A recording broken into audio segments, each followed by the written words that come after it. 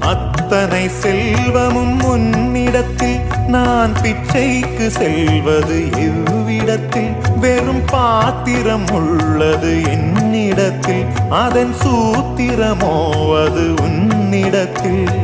ஒரு முறையா இருமுறையா பல முறை பல பிறப்பெடுக்க வைத்தாய்.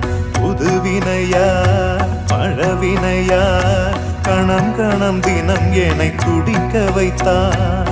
பொருளுக்கு அலைந்திடும் பொருளற்ற வாழ்க்கையும் துரத்துதே.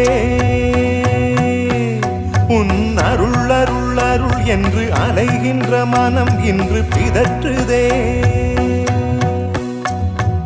அருள் விழியால் நோக்குவாய், மலர்பதத்தால் தாங்குவாய்.